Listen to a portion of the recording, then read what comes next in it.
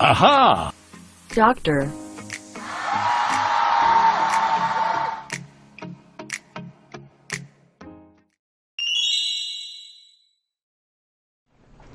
안녕하세요. 산부인과 전문의 오상현입니다. 오늘 시간부터 임신성 당뇨병에 대한 설명을 시작하겠습니다. 최근에 임신성 당뇨병이 굉장히 많이 늘고 있습니다. 나중에 설명하겠지만 이러저러한 이유로 임신성 당뇨병이 많이 늘어나고, 또 임신성 당뇨병이 늘어나게 되면 산모나 태아에게 또 여러가지 합병증이 생기기 때문에 산부인과 의사로서는 해당 산모에게는 여러가지 설명을 많이 하게 됩니다. 이런 설명들이 길어지는 이유로 이렇게 동영상을 만들어서 산모들이 집에 가서 또 이렇게 리뷰를 하면서 당뇨병에 대해서 좀 더 잘 관리해서 임신 중에 산모와 태아에 합병증이 안 생기고 건강한 출산을 할 수 있도록 돕기 위해서 이런 동영상을 만들게 되었습니다. 그러면 강의를 시작해 보겠습니다. 당뇨병과 연관된 임신이란, 즉 임신 중에 당뇨병이 발생되는 종류가 있는데 한번 살펴보면, 먼저 당뇨가 없는 여성이 임신을 해서 당뇨병이 발생되는 경우, 이런 경우를 임신성 당뇨병이라고 하고, 대략 그 발생률이 한 10% 정도? 사실은 이제 요즘은 10%가 더 넘어요. 근데 이제 당뇨병이 있는 여성이 임신 중에 당뇨가 지속되거나 악화되는 경우, 이런 경우는 당뇨병 임신이라고 해서 약간 용어가 다르죠. 이런 경우는 전체적으로 1% 정도 발생돼요. 오늘 살펴볼 주제가 임신성 당뇨병인데, 당뇨병과 관련된 임신에서 이 임신성 당뇨병, 즉 임신 중에 새로 생기는 당뇨병이 압도적으로 많이 발생된다는 것을 알 수 있습니다. 그래서 최근에 이런 당뇨병이 발생되는 그 발생률이 증가되는 요인은 과체중, 즉 체중이 너무 많이 나가면서 임신을 하게 되는 경우, 이런 경우에 굉장히 임신성 당뇨병이 잘 생기고, 또 고령 산모, 나이가 많아서 이렇게 당뇨병이 생기는 경우. 근데 사실 제가 그 진료하는 산모들의 태반이 35세 이상이에요. 그래서 제가 오죽하면 20대 임신부가 오시면, 임신을 해서 오시면, 아이고 20대에 오셔서 감사합니다 하고 이렇게, 왜냐하면은 이제 노산이 되어서 이런 임신성 당뇨병이니 뭐 고혈압성 전자간증, 뭐 임신 중독증 이런 것들이 발생되면 산모들에게 굉장히 설명해야 될 것들이 많거든요.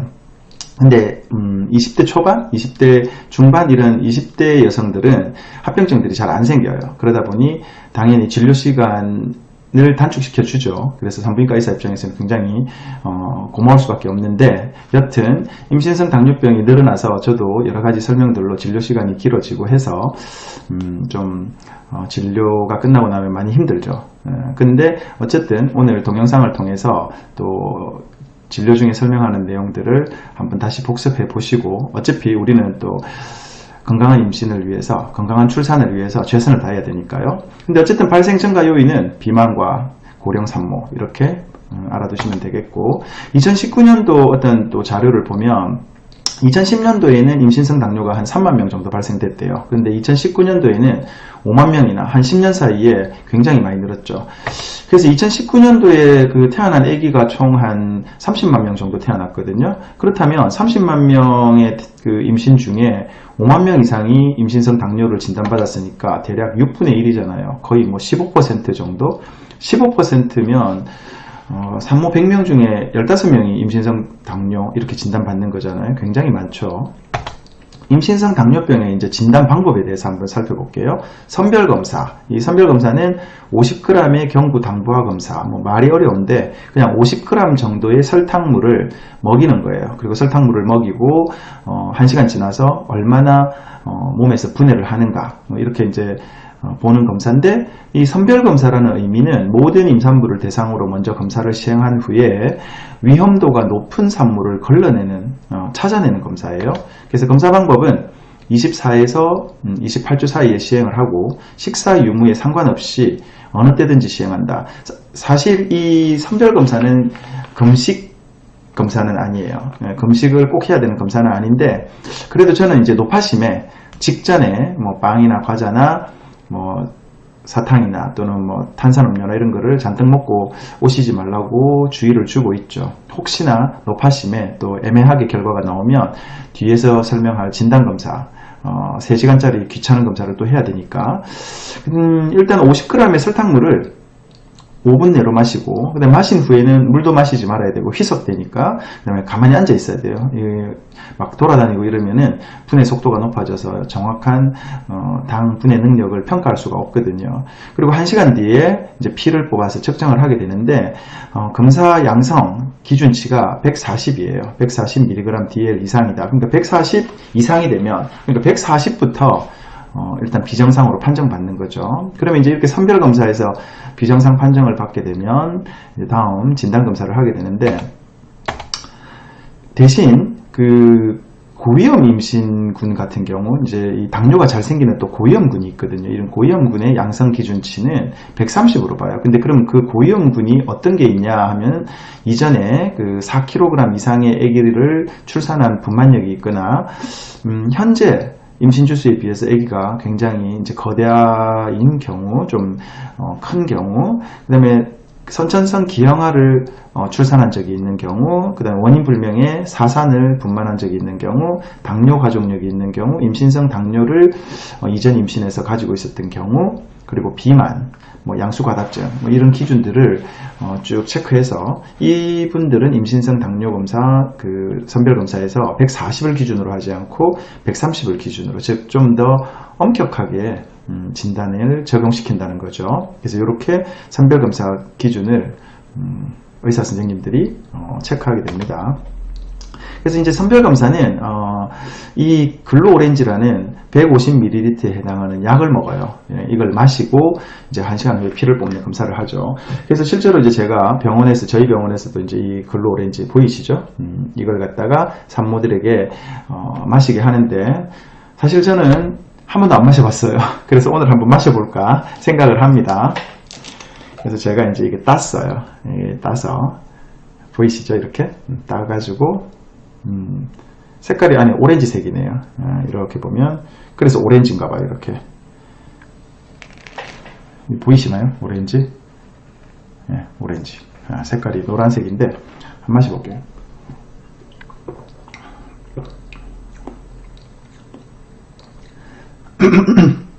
설탕물이니까 목이 좀 확 막히네요. 맛은 약간 김 빠진 환타 맛? 약간 냉장고에 넣고 시원하게 먹으면 맛을 아주 나쁘진 않겠네요. 근데 어떤 산모들은 약이라고 생각해서 그런지 토하는 사람도 있어요. 굉장히 이렇게 못 먹고 막 먹으면 막 이렇게 속이 막 울렁울렁거린다고 하고 또 토해버리고, 그렇게 이제 토해버리면 검사가 이제 정확도가 떨어져서 또 새로 하게 되는데, 어쨌든 제가 마시기에는 그냥 마실만 한데요. 저는 환타, 김 빠진 환타 마실만 해요. 약간 양맛이 나긴 하지만 이걸 마시고 이제 1시간 후에 피를 뽑는 그런 검사를 하게 되죠. 그래서 이제 만약에 그 선별검사에서 이제 이상이 나온다면 우리는 진단검사를 하게 되죠. 근데 이 진단검사를 보세요. 오 마이 갓. 이게 2병을 마셔야 돼, 2병을. 그러니까 이제 100g 경부당부한 검사거든요. 그러니까 아까 한 병이 50g이니까 이 2병을 마시면은 300ml예요. 사실 이게 저는 먹을만 하고 비위가 좀 강하니까 먹을만 하지만, 비위가 약한 사람들은 50g도 먹으면 막 토하려고 하는데, 이 100g을 먹으면 실제로 토해서 검사가 막 잘 진행이 안 되기도 해요. 부득불 검사가 막 잘 진행이 안 되면 또 다른 그냥 추정으로 하게 되긴 하지만, 그래도 정확한 진단을 위해서는 사실 다 마셔야 되는 거거든요. 진단 방법. 이 검사는, 이제 진단검사는 8시간 이상 금식을 해야 돼요. 이거는 이제 정밀검사이기 때문에 8시간 이상 금식. 그래서 저는 산모님들에게 검사하는 당일 전날 밤 12시부터 이제 주무시게 되잖아요. 그때부터 금식을 해서 아침에 일어나서 눈 뜨면 금식이 돼 있잖아요. 그러면 그냥 바로 오시면 된다, 이렇게 설명을 하죠. 물론 아침에 일어나서 목이 너무 칼칼하고 메이면 생수는 좀 마셔라, 이렇게 얘기를 하는데, 어쨌든 금식이에요. 그리고 그 검사하기 한 3일 그 정도 전에는 하루 탄수화물 150g 이상을 포함한 식사, 그러니까 뭐 평상시 먹던 대로 먹으라 이거죠. 검사한다고 탄수화물을 막 갑자기 줄여가지고 검사에 혼돈을 주지 말란 얘기예요. 평상시 먹던 대로 그냥 먹어라. 그냥 검사 중에는 흡연이나 운동을 하면 안 된다. 이제 검사의 정확도를 떨어뜨리니까. 그리고 검사 후에는 저혈당증이 올 수 있었잖아요. 3시간 동안 금식을 했기 때문에. 그래서 끝나고 나서는 음식을 섭취해라. 그리고 이제 검사 방법은 공복에, 그러니까 이 약을 마시기 전에 한번 체열을 하고, 그 다음에 100g의 설탕물을 마신 후에 매 시간마다 한 번씩, 그래서 3시간 동안 총 그래서 4번을 체열하게 되는 거죠. 그러면 이제 진단검사의 기준치를 한번 살펴보면, 검체는 혈장이나 전혈, 혈장이라는 거는 피를 뽑아서 원심 분리를 해서 혈구세포를 없애고 액만 가지고 분석하는 거고, 전혈 검사는 전체 피를, 그래서 보통 어떤 병원에 가면 피를 이렇게 팔에서 뽑아서 검사를 해서 결과를 알려주기도 하고, 어떤 검사는 손가락 끝에서 이렇게 찔러서 이렇게 하게 되는데, 사실 혈장이 정확해요.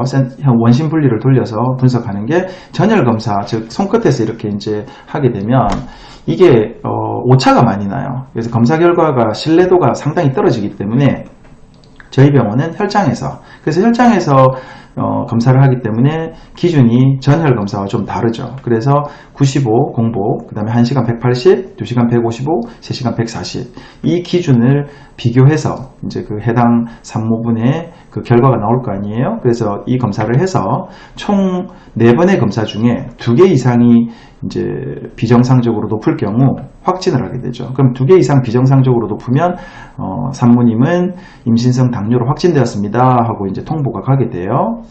그러면 이제 진단은 이렇게 하게 된다는 걸 알게 되었습니다. 그러면 다음 시간에는 임신성 당뇨병이 산모와 태아의 건강에 어떤 부작용을 초래하는지 살펴보는 시간을 가져보도록 하겠습니다. 오늘 강의는 여기서 마치겠습니다. 감사합니다.